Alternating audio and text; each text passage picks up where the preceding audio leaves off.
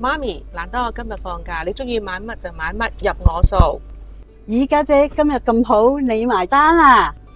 媽咪，呢支飲品新出品嚟㗎，個個人都話好飲㗎。秀秀，你都知我唔飲甜嘢㗎啦，我淨係飲水㗎咋。嘿，今日家姐埋單，買嚟試下先啦。買啦。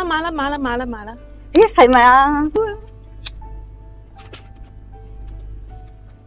咦，媽咪，諗下呢啲嘢咁甜，唔啱你飲㗎。你年紀又大，都係唔好飲咁多甜嘢啦。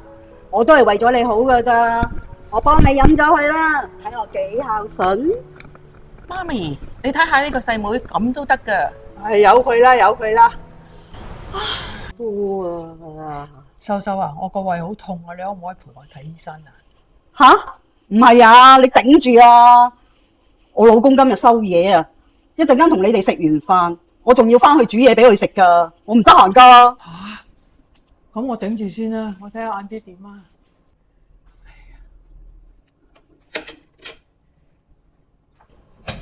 咦，媽咪，等我開飯啦！買咗好靚嘅燒鵝俾你加料啊！哇，正啊！媽咪咩事啊？點解你面色咁難睇嘅？我個胃好痛啊！家姐，你翻嚟啱啦，阿媽唔舒服啊，你同佢去睇醫生啦。媽咪唔好講咁多啦，攞埋身份證同銀包，我同你睇醫生啦。哦，媽咪坐低。唔該。阿女，我哋都未食嘢㗎，你頭先咪買咗隻燒鵝嘅，不如攞埋出嚟食啊！好啊。嚇？媽咪，好似唔見咗隻燒鵝喎。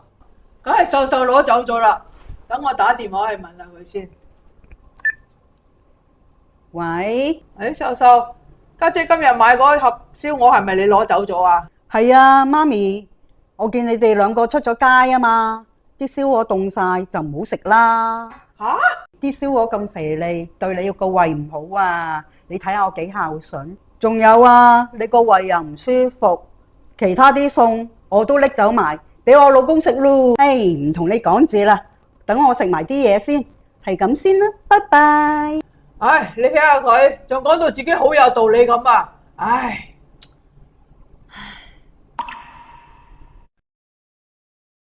真孝順，唔做表面功夫，偽善者，私慾終會被識破。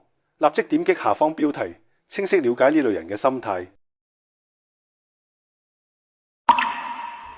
喂，秀秀，嗨，你睇下你個肚肥到成個波嘅，你仲食咁多啊？關你咩事啫？唔好介意，我講嘢係咁直噶啦。我都係提醒下你，咁食少啲咧，咁着衫先至好似我咁好睇噶嘛。即係你好叻咩？黎總早晨，早晨，你今日着得好靚啊！多謝。黎總啊，我講個秘密俾你知啊。好啊。你唔好怪我講嘢直喎。我第一次見工見到你嘅時候咧，我真係以為你係男人嚟㗎。多謝。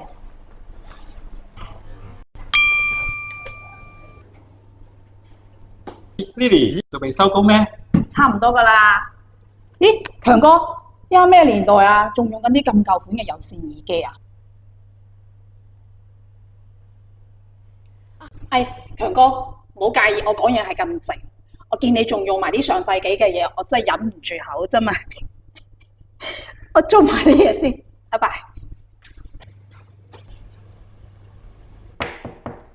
入嚟啊！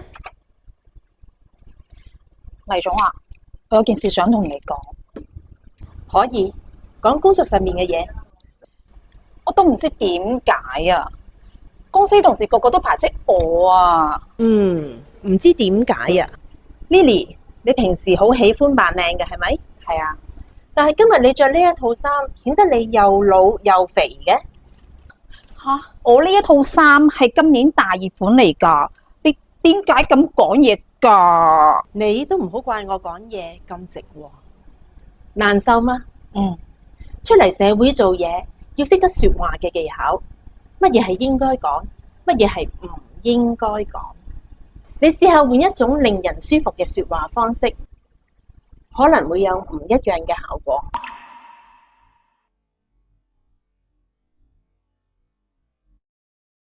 你以為係講嘢直，其實係自私。唔好再用誠實去包裝自己啦。